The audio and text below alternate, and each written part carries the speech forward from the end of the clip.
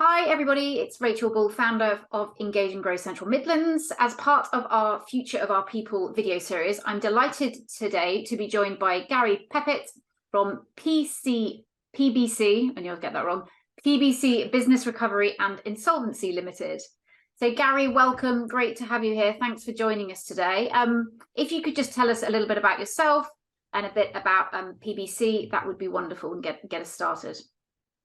Yes, good afternoon, Rachel. Yeah, as you say, I'm Gary Peppitt. I'm the Managing Director of PBC.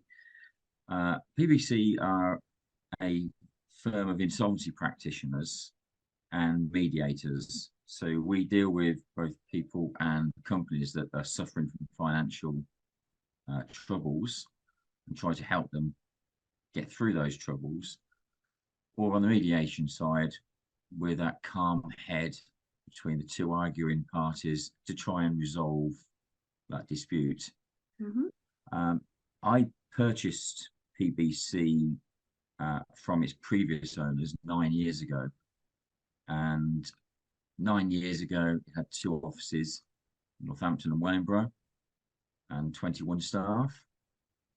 We now still have 2 offices, but Northampton and Milton Keynes, but 11 staff. And because one of the things I did when I acquired the practice was look at who we were employing. And there were a lot of people, I'm afraid, that were employed for employed's sake, should we say. So I spent the last 9 years or so building a team that has helped the business to flourish. Brilliant. I can already tell just from what you said there, this is going to be a great interview. So. Oh dear. Be very keen to. Don't put me on too high a pedestal, Rachel. So, obviously, like Engage and Grow, we're all about culture and engagement and building, as you say, like a high-performing, highly engaged teams. And what would you say, maybe in your sector specifically, what are some of the key issues that you're seeing or have seen over the years? Well, probably the worst has been regulation. We've seen regulation come in abundance that's been quite debilitating in trying to do the job. Okay. We now have a procedure where we have a checklist to check the checklist. How bad is that? That is how bad the regulation has got, and of course people don't see that. I think the areas we find with the business that we're in, apart from it's very highly emotional from one extreme to the other, all the emotions you can think of, we deal with them. Is the people that work in this industry have to be able to cope with those emotions, have to cope with them, with the regulations, and deal with a set procedure for a job in a timely and efficient manner, when you've also got people who have lost money chewing your ears off. So it's the ability to stay calm despite all that happening around you. So, but the challenges we're finding at the moment are still the legacy of COVID. Really? A lot of the economy was falsely kept going with all the support they received from the government. So businesses that should have probably failed 2 years ago are now failing. They've had the support from the government, that stopped, and then reality check hit them, and they're back to where they should have been 2 years ago. So it's making us very busy, because effectively we have 3 years of the failure in the economy hitting us in one. Yeah, so it's actually, as you say, companies that if COVID hadn't happened, they would have probably gone into insolvency around then, but because they got the support that everyone got. That's right. Yes. So it's led to a slight false economy, but I wouldn't want to be a doom and gloom merchant. We still need to put that into context. They still estimate around 170 to 200,000 businesses will fail out of 5.9 million. Yeah. So it's still a small percentage, but it's not a small percentage when you're one of those. Yes, members. of course. And what impact does that have on your team?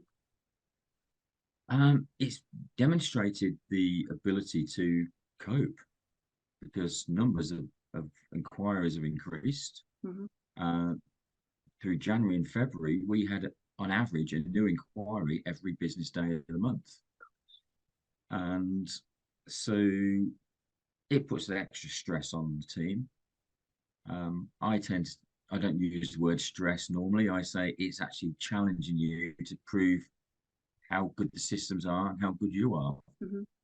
And but it's like buses in our business. Even with this busy time, we will go relatively quiet for a week and then suddenly 3 will hit us at once. Right. And then quiet, then 4 will hit us at once. So it's a very, you can't say we can set a diary to workloads. Really? So, the team here have to be able to adapt and do, if you like, drop the mic at any given time because something might happen. It's sorry, I know that's urgent, but you've got to go and do this. Yeah. So it's that ability to adapt.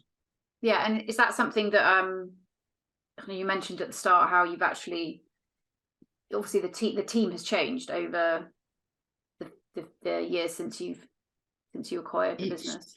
Changed, but out of the 11 here, 1, 2, 3, 4 of them are the same people that were in the previous firm. Yeah. So 4 of the 11. And so the others have come on, including a couple of apprentices. And so those 4 have seen the good, the bad, the ugly. And they're old hats now at this. So but I think it's been more the development of the team, seeing the changes, and just the change in approach that I had to previous owners. You see how that's developed people. Interesting. Okay, that's really useful. What would you say that makes your business stand out when it comes to employee engagement and culture? Oh, I could go into a real marketing spin, couldn't I? I have made it quite clear that I would say any of my competitors would be envious to have my team. And we did have one join us 17 months ago from a competitor. And he said, Gary, you told me before you thought you got the best team in the business. And I thought you were just saying it because I'm a competitor. Now I'm seeing what you're saying is true. Right. And so I'm very proud of the team that work for each other. They've got ownership. They understand what people are going through. Yeah, too many people, certainly in my industry, will look at a company and say, it's going to go through this process. Where we have engaged with, behind that company, there is somebody that has got flesh and bones. And so we try to think about what they're going through as well. It's quite nice when we get directors or individuals alike say, come forward and thank us for actually understanding them. Yeah, as you say, I feel like, yes, it's worked. There's people behind it, livelihoods at stake. Yeah. So apart from the obvious of the skill and the abilities, I think it's that humanity. Such a horrible, stressful period of time. Yeah. So, and that's what I like to see. My team all have that sympathetic arm to their on their bow, string to the bow, I should say. So. And would you say that's you feel like you've recruited well, or it's development, or it's a bit of both? It's a bit of both, actually, Rachel. Certainly the ones that were here at the time of the acquisition, they have changed because of a lot. Sounds like I'm patting my own back, scratching my own head here. The way I've always been brought up, I had a great mentor, and I've flowed that through to them. Yeah. Those that have joined, a couple I've already known from the industry, and one of it was a complete change of vocation for him. Absolute change. and just knew he would be able to do the job that I wanted him to do. Yeah, You know, brilliant. you have to have a gut feel for somebody, don't you, as well? So, like you were saying earlier, I don't interview people. I've got the CV. I want to talk to you. Mm. I want to find out if you're going to fit with this team. Because, and sometimes I'll have even have my manager in on that conversation, and afterwards it won't be what do you think about them for the job. It's do you think they'll fit in? And that's the first question. Yeah. The answer is no. It doesn't matter how good they are. Forget it. Mm-hmm. Let's find someone that's going to fit in and not be disruptive. Yeah. Cool. That can be, sometimes it's still be a lottery, but touch wood, it's worked so far. Yeah, it sounds like it. And over the years, which I was going to say, have you faced any challenges? But I'm going to ask, what challenges stand out to you? And I guess kind of what were the biggest learnings from them?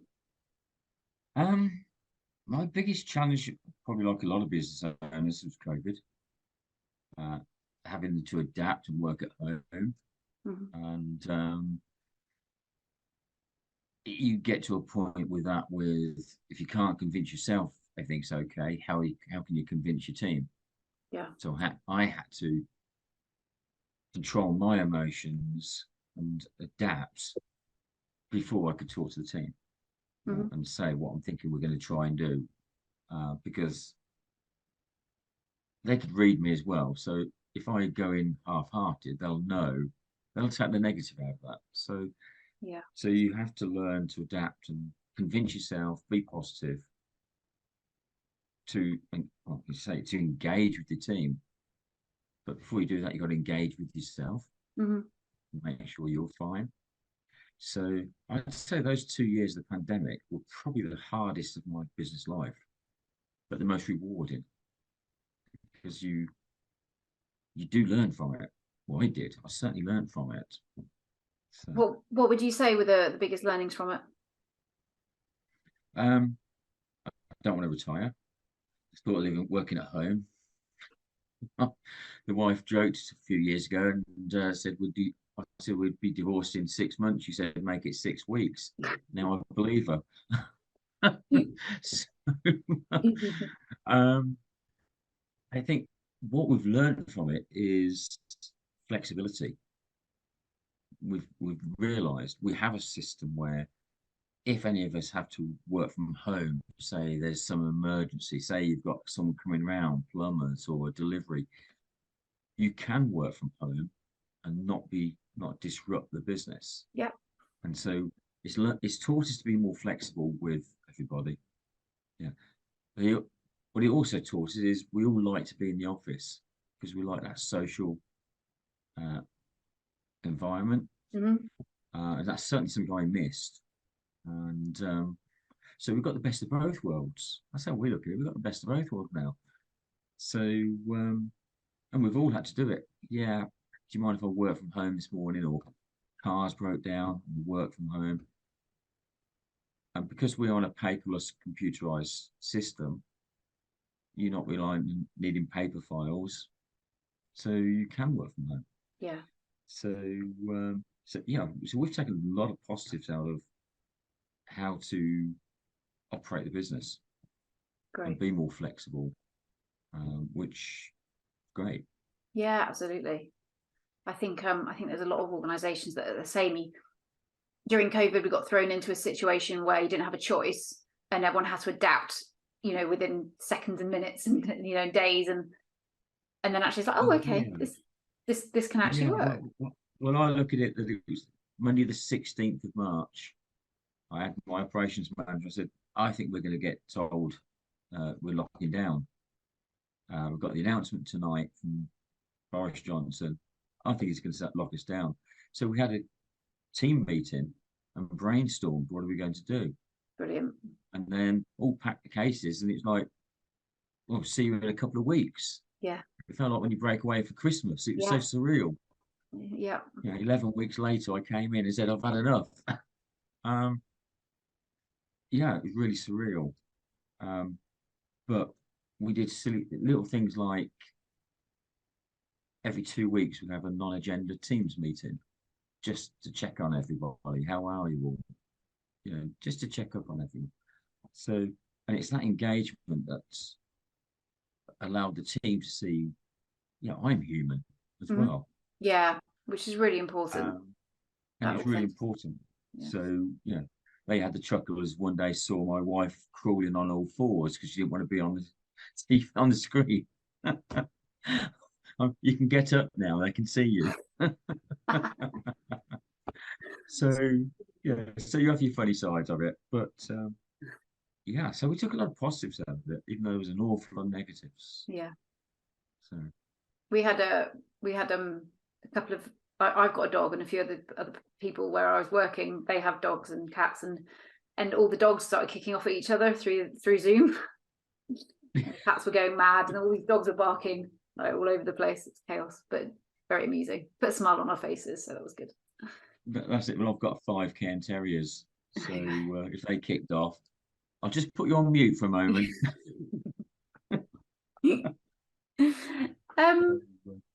So one of my questions that I often ask is what advice would you give somebody who's growing their team? But I'm actually going to flip that question for you, because you've condensed your team. You've gone from 21 to 11, I think you said.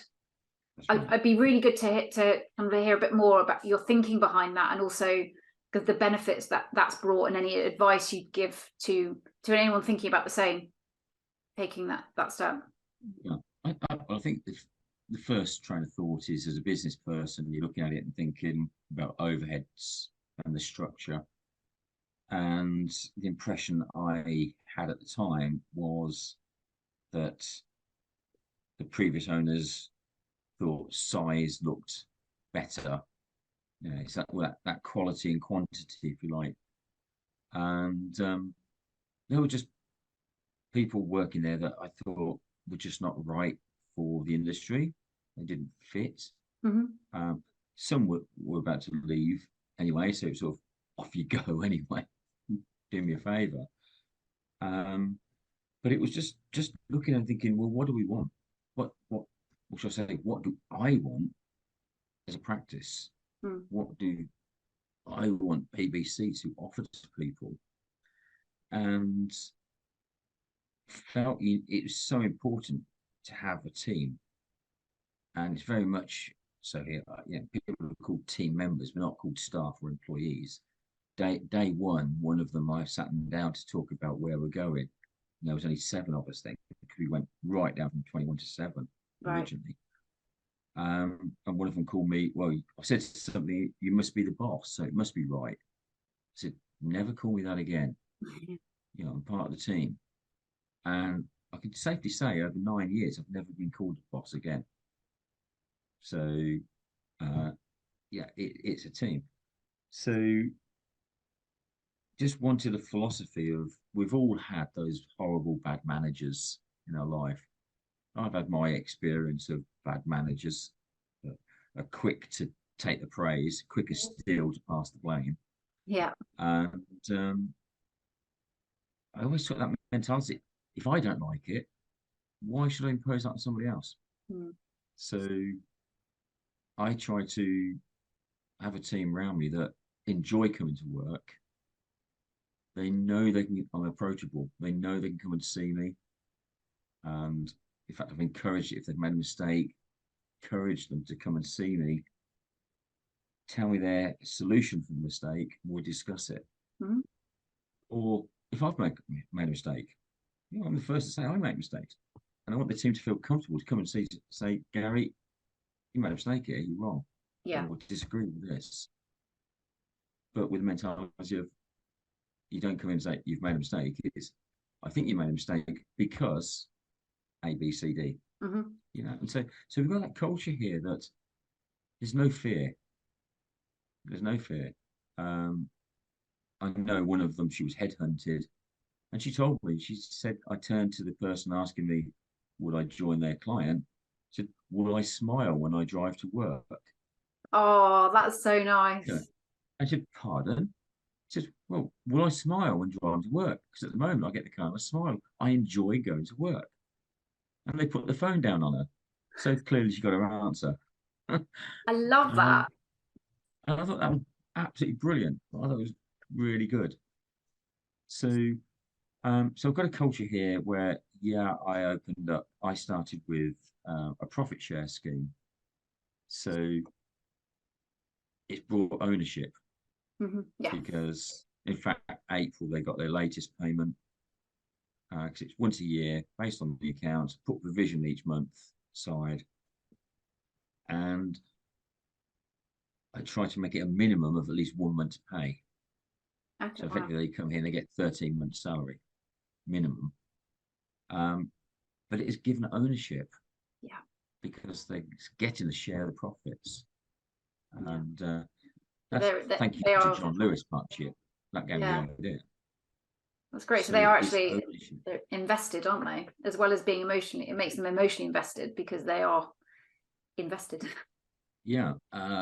And you know, it's a bit of a standing joke here, but you know, if I go and take on a new appointment, they're saying, "So what sort of fee can we get out of this, Gary?" You know, excuse me, back off. So, so there's something of ownership, and they've always had pride in their work, but now with that ownership as well, there's the real thought in what they're doing and why they're doing it and when it needs doing. So, yeah, Awesome. so simple, Yeah. uh, Yeah. but it's worked. That's really cool. If you would start again, what would you do differently? Start again. Oh God, thought of that. Um, Maybe just what would start I do again at differently? PBC. Is there anything you do differently? I don't think there would be, to be Cool. honest. I like that. That sounds a bit arrogant, I think, but it's no.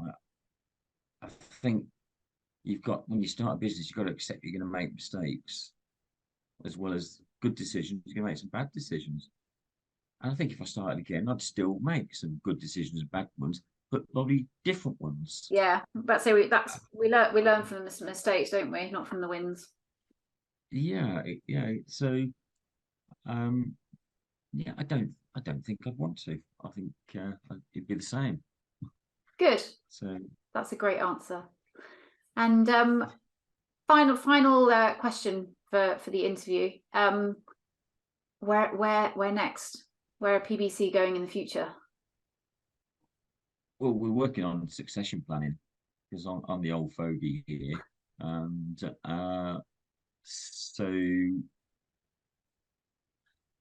so what was it, 6 years ago, I said, I've got to start thinking about retirement. And so now it's 4 years to go, but it probably won't be. But if you don't put these plans in place, it will never happen. So one of those that joined was part of succession planning. And it's the same problem we all have, isn't it? When we're 18, 19, we don't think about, oh, I better put some money in a pension. Yeah. You start putting a pension together when you're 40 and you wonder why the premiums are so high. I've looked at business as, apart from a means of an income and a means of meeting my personal goals, I also have to look at it for leaving. My idea is to leave a legacy, Yeah. and Nice. that legacy would be the succession. So already, even a conversation last week with the operations manager here, who left NatWest Bank after 35 years at the bank and plunged into a completely different field of trade, a single office rather than the mighty bank. Mm. But talking to him, so he could see I'm constantly thinking of that succession planning and how it's going to be structured, how it will work, what's needed. Mm-hmm. And that's a constant in my mind. Yeah. How is it going to work? Because I look at it, I've got family here that I want to protect. Yeah. So, if I just sold the practice, I could imagine someone else saying, right, we'll have a practice, but make several of the team redundant, saying, playing the numbers game. Yeah. So, I don't know, I've had that offer to buy the practice, and that's exactly what they're thinking. But if you can have an internal succession planning, you know, you're protecting their position as well. Yeah, absolutely. So what's in it for PBC? Yeah, obviously still trying to expand, still trying to push the business. We want to grow, but in a limited manner. We don't want to be the next national practice. Well, I've got no aspirations for that. Too old now, but to give everyone a comfortable living. Yeah. So, so where are we going? Yeah, looking probably 2 or 3 more to join the team and expand the Milton Keynes presence. And then this old bugger goes into being a consultant and lets them get on with it. I love it. Oh, thank you so much, Gary, okay, for sharing your insights. Some loads of really useful stuff that our viewers can take, especially around the actual kind of, rather than just trying to grow and grow and grow really quickly, which is what a lot of companies seem to think is the be all and end all. Actually, kind of honing down and getting that team right, but also I think around the profit shares and just creating that team that have got that ownership and can help each other out. Because as you say, like insolvency, it's an emotional, there's a lot of emotion to it. So having that support network that they have within the group is really important. Really interesting stuff. Thank you once again. It's been a pleasure. And to our viewers, I look forward to seeing you for our next Future of Our People